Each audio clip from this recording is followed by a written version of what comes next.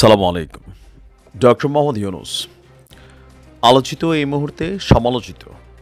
যেহেতু তিনি সরকার প্রধান, এই সরকারের যতগুলো ভালো কাজ হবে সেটার ক্রেডিট যেমন তিনি পাবেন, আবার যেই জায়গাগুলোতে বিতর্ক হবে, খারাপ হবে, সেগুলোরও কিন্তু দায়ভার তাকেই গ্রহণ করতে হবে। তবে ক্ষমতায় বসার পর এই প্রথমবারের মতন তিনি এমন এক সিদ্ধান্ত নিয়েছেন, তার সরকার যেটা 18 কোটি বলেন, 20 কোটি বলেন, পুরো বাংলাদেশের মানুষকে একটা বড় ধরনের ঝামেলা থেকে মুক্তি দিল।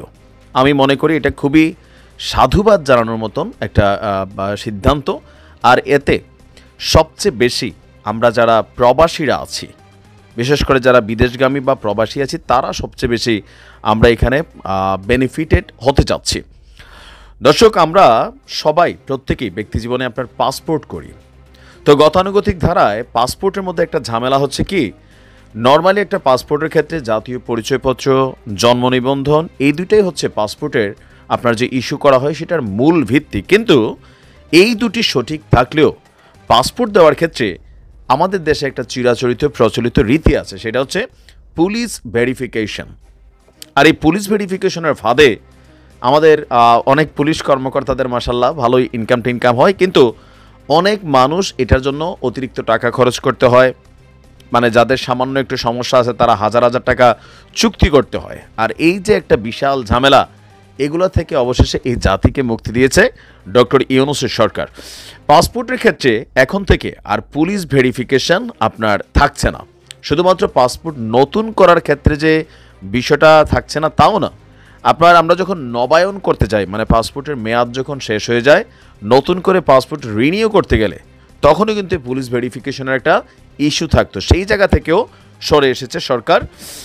আর আপনার স্বরাষ্ট্র মন্ত্রণালয়ের সূত্রে এই তথ্য জানা গেছে যে পাসপোর্টের জটিলতা নিরসনের লক্ষ্যে সচিবালয়ে স্বরাষ্ট্র মন্ত্রণালয়ের জ্যেষ্ঠ সচিব ডক্টর নাসিমুল গনির সভাপতিত্বে একটি সভা অনুষ্ঠিত হয়, যেখানে আপনার উপদেষ্টা পরিষদের সভায় মতামতটা যেটা আসছে যে এই ভেরিফিকেশন নিয়ে আসলে ফাইনালি কী করা যায়। তো আপনার নাম প্রকাশ অনিচ্ছুক এক কর্মকর্তা বলছেন এই বিষয়ে সভায় অনেকটা এগিয়ে গেছে, আরেকটি সভা হবে, তারপর আপনার পাসপোর্ট ভেরিফিকেশন উঠানোর বিষয়টাকে আপনার প্রজ্ঞাপন হিসাবে সামনে নিয়ে আসতে যাচ্ছে। জানা গেছে সবাই পাসপোর্ট জটিলতা নিরসনের লক্ষ্যে প্রয়োজনীয় যে সুপারিশ, মানে যা যা এখানে সংস্কার, সেগুলো প্রণয়ন করা হয়েছে।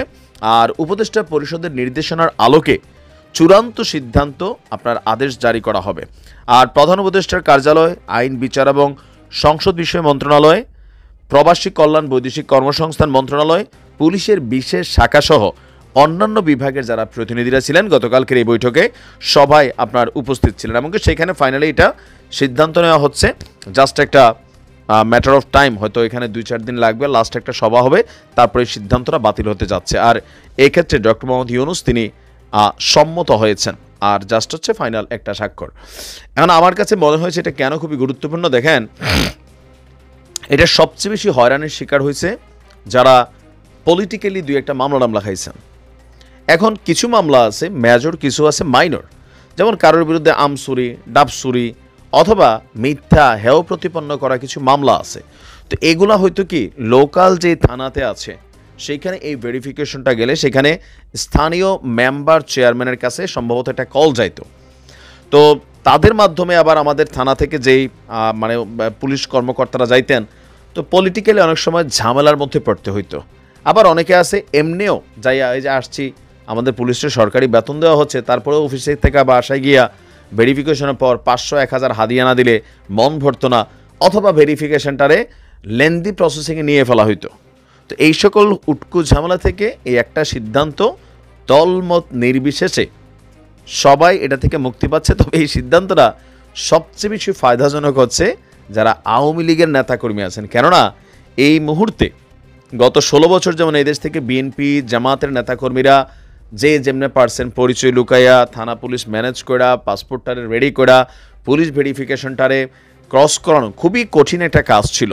তো সেই জায়গাতে তারা অনেক হিমশিম খাইছে। বাট ডক্টর ইউনূস সরকারের এই সিদ্ধান্ত সবচেয়ে বেশি ফায়দাজনক হচ্ছে এই মুহূর্তে বাংলাদেশ থেকে যে সকল আওয়ামী লীগের নেতাকর্মীরা পৃথিবীর বিভিন্ন দেশে শ্রমিক ভিসা বা অন্যান্য ভিসায় মানে পাসপোর্ট করা দেশ ছাড়ার সিদ্ধান্তে আছে বা অপেক্ষায় আছে, তাদের জন্য এটা পজিটিভ হয়েছে। আওয়ামী লীগের নেতাকর্মীরা দোয়া করবে মনে হয়। বাট সর্বোপরি এটা বাংলাদেশের জন্য খুবই একটা পজিটিভ। আমার কাছে মনে হয় যে এরকম ভালো ভালো আরও কিছু সংস্কার করা জরুরি। সমালোচনাও থাকবে, প্রশংসাও থাকবে। ভালো থাকবেন। আসসালামু আলাইকুম।